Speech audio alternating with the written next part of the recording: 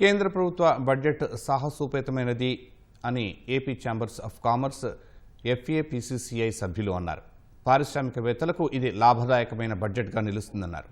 దేశ ఆర్థిక వృద్ధి, మౌలిక సదుపాయాల తయారీ రంగం, MSME ease of doing business పై దృష్టి సారించి కేంద్రం బడ్జెట్ను ప్రవేశపెట్టిందన్నారు. బడ్జెట్లో ప్రకటించిన విధానాలు వేగంగా అమలు చేసి రాష్ట్రంలో పరిశ్రమలు, పెట్టుబడులు వచ్చేలా కేంద్ర రాష్ట్ర ప్రభుత్వాలు కృషి చేయాలన్నారు. ప్రస్తుత బడ్జెట్ వల్ల విశాఖ దేశానికి AI రాజధానిగా మారుతుందన్నారు.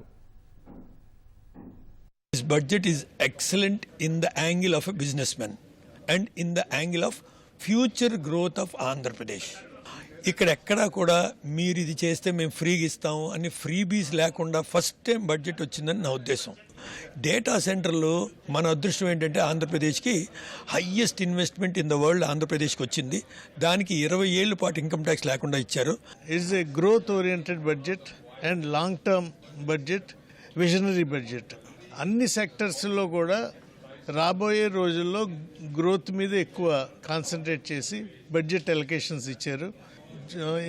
ఇంత మంచి బడ్జెట్ నేను ఫస్ట్ టైం చూస్తున్నాను. పోలవరానికి, అలాగే అమరావతికి, వాటర్ వేస్కి, హై స్పీడ్ ట్రైన్స్కి ప్రిఫరెన్స్ ఇచ్చారు.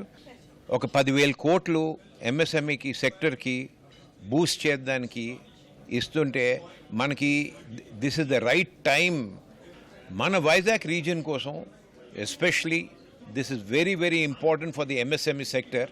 Data centers and AI investments have come to the highest level possible in the world, I would say.